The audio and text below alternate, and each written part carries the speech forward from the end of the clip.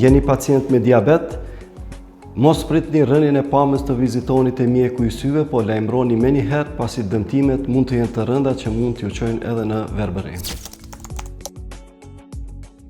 Ndryshimet nga diabeti në sy mund të vinë edhe pa rënien e pamjes. Pasi pa u prekur qendra e retinës, ashtu quajtura njolla e verdhë apo makula, pacienti mund mos ta vërejë që ka ndryshime dhe dëmtime të rënda nga diabeti.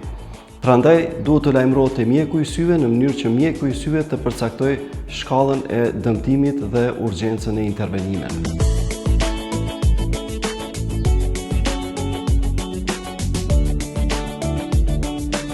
Ja këtu e kemi një shembull të një pacienti i cili nuk ka shfaqur simptome në rënje të pamjes, domethënë nuk ankohet në pamje edhe aq shumë, ndërsa në anën tjetër pas ekzaminimit të fundit të syrit të retinës, shohim që janë zhvilluar membrana të shumta proliferative, të ashtu quajtura enët e egra, të cilat mund ta tërheqin retinën dhe ta shkolitin dhe në këtë mënyrë edhe ta verbojnë pacientin.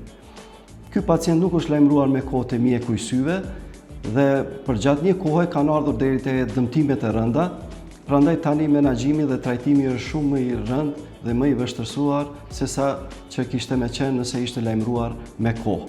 Po të ishte lajmëruar me kohë, atëherë këto membrana do të ishin zbuluar më herët, trajtimi me laser fotokoagulimi ishte bërë më herët dhe në këtë mënyrë ishin parandaluar paraqitja e membranave proliferative.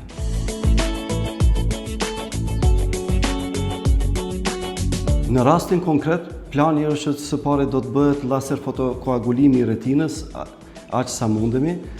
Pastaj do të bëhet injektimi intravitreal i substancës anti-VEGF dhe pastaj do të bëhet ndërhyrja, largimi i kataraktës, pasi pacienti ka dhe katarakt, së bashku me intervenimin vitreoretinal të retinës, ku do të largohet kjo membrana proliferative e cila është formuar. Megjithatë, në këtë rast kemi shpresa të mira që në fund pacienti do të ketë sukses.